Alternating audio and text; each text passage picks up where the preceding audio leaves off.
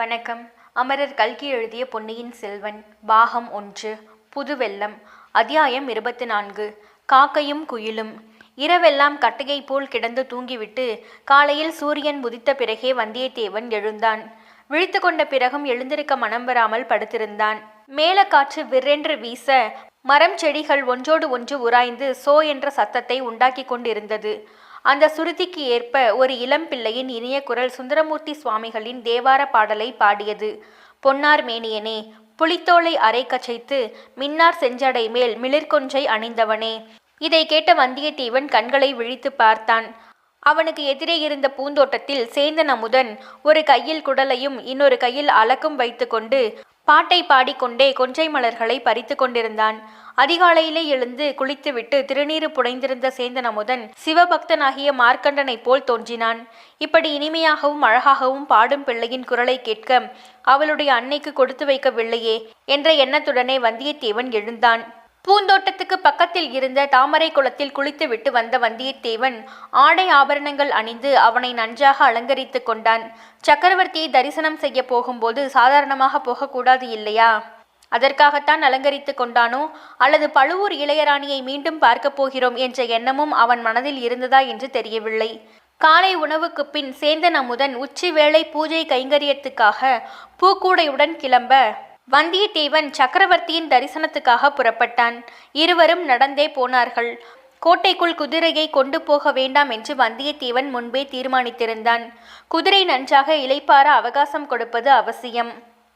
கோட்டை வாசல் வரை போய் சேரும் வரையில் அமுதனுடன் பேச்சு கொடுத்து இன்னும் சில விஷயங்களை தெரிந்து கொண்டான். உனக்கு உன் அம்மாவை தவிர வேறு உற்றார் உறவினர் யாரும் கிடையாதா என்று கேட்டான். இருக்கிறார்கள். என் அன்னையுடன் கூட பிறந்த தமக்கையும் தமையனும் உண்டு. தமக்கை காலமாகிவிட்டாள். தமையனார் இரவு நேரங்களில் கலங்கரை விளக்கத்தில் தீபமேற்றி பாதுகாக்கும் பணியும் செய்து வருகிறார். அவருக்கு ஒரு மகனும் மகளும் உண்டு. மகள் என்று நிறுத்தினான். மகளுக்கு என்ன என்று வந்தியத்தேவன் கேட்டான். ஒன்றுமில்லை. எங்கள் குடும்பத்திலே ஒரு விசித்திரம். சிலர் ஊமையாக பிறப்பார்கள், மற்றவர்கள் இனிய குரல் படைத்திருப்பார்கள், நன்றாக பாடுவார்கள் என்றான் சேந்தன் அமுதன். உன் மாமன் மகள் ஊமை இல்லையே என்றான் வந்தியத்தேவன். இல்லை இல்லை, அப்படியென்றால் நன்றாக பாடுவாள் என்று சொல்லு. உன்னை விட நன்றாக பாடுவாளா என்று வந்தியத்தேவன் கேட்டான். நல்லா இருக்கிறது உங்கள் கேள்வி.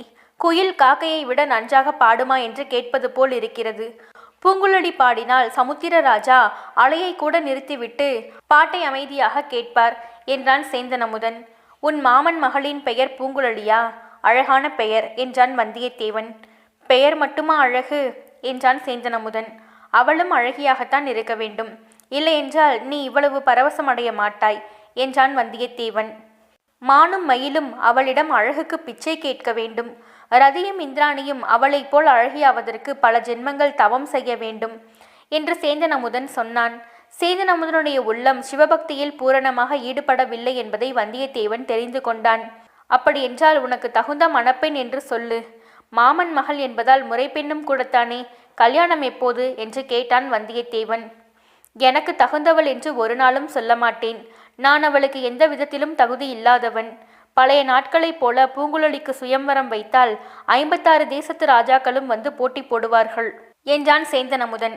அப்படி என்றால் அவள் உன்னை கல்யாணம் செய்து கொள்ள விரும்பினாலும் நீ மறுத்து விடுவாய் என்று சொல்லு என்றான் வந்தியத்தேவன். நல்லா இருக்கிறது. இறைவன் என் முன்னால் தோன்றி நீ சுந்தரமூர்த்தியைப் போல இந்த உடம்போடு கைலாசத்துக்கு வருகிறாயா, இல்லை பூலோகத்திலிருந்து பூங்குழலியுடன் வாழ்கிறாயா என்று கேட்டால் பூங்குழலியுடன் வாழ்கிறேன் என்றுதான் சொல்லுவேன். ஆனால் நான் சொல்லி என்ன பயன் என்றான் சேந்தன் அமுதன். ஏன் பயன் இல்லை? உனக்கு சம்மதமாய் இருக்கும்போது அநேகமாக கல்யாணம் ஆனது போல்தானே. எல்லோரும் பெண்களை கேட்டுக்கொண்டா கல்யாணம் செய்கிறார்கள்?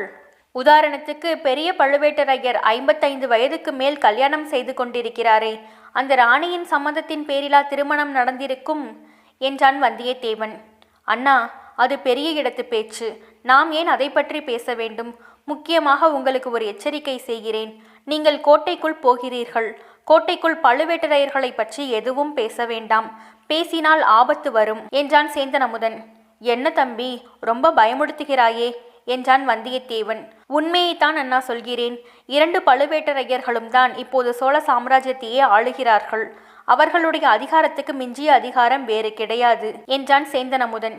சக்கரவர்த்திக்கு கூடவா அவர்களை விட அதிகாரமில்லை என்று வந்தியத்தேவன் கேட்டான். சக்கரவர்த்தி நோய்வாய்ப்பட்டு கிடக்கிறார். பழுவூர்காரர்கள் போட்ட கோட்டை அவர் தாண்டுவது இல்லை என்று ஜனங்கள் சொல்லிக் கொள்கிறார்கள். அவருடைய சொந்த மகன்களுடைய பேச்சு கூட காதில் ஏறுவது இல்லையாம் என்றான் சேந்தன் அமுதன். அப்படியா?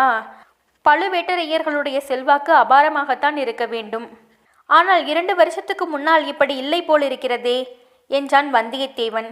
இல்லைதான். அதிலும் சக்கரவர்த்தி தஞ்சாவூருக்கு வந்த பிறகு பழுவேட்டரையர்களுடைய அதிகாரம் எல்லையில்லாமல் போய்விட்டது. அவர்களை தட்டி பேசுவதற்கு யாரும் கிடையாது. அனிருத்த பிரம்மராயர் கூட வெறுப்படைந்துதான் பாண்டிய நாட்டுக்கு போய்விட்டார் என்று கேள்வி என்றான் சேந்தன் அமுதன். பழையாறையிலிருந்து சக்கரவர்த்தி தஞ்சாவூருக்கு எதற்காக வந்தார் உனக்கு தெரியுமா என்று வந்தியத்தேவன் கேட்டான். நான் கேள்விப்பட்டதை சொல்கிறேன். 3 வருஷத்துக்கு முன்பு வீரபாண்டியன் போரில் இறந்து போனான். அந்த சமயம் சோழர் படைகள் பாண்டிய நாட்டில் சில கொடூரங்களை செய்ததாக கேள்விப்பட்டேன். யுத்தம் என்றால் அப்படித்தானே இருக்கும். மதுரை சோழ சாம்ராஜ்யத்துக்கு உட்பட்டு விட்டது. ஆனால் வீரபாண்டியனுக்கு அந்தரங்கமான சிலர் எப்படியாவது பழிக்கு பழி வாங்குவதென்று சபதம் எடுத்துக்கொண்டு சதி செய்கிறார்களாம். பழையாறையில் மன்னர் இருந்தால் அவரை பாதுகாக்க முடியாது என்று தான் பழுவேட்டரையர்கள் தஞ்சாவூருக்கு அழைத்து வந்து விட்டார்கள். இங்கே கோட்டையும் வலிமையானது, கட்டுக்காவலும் அதிகம்.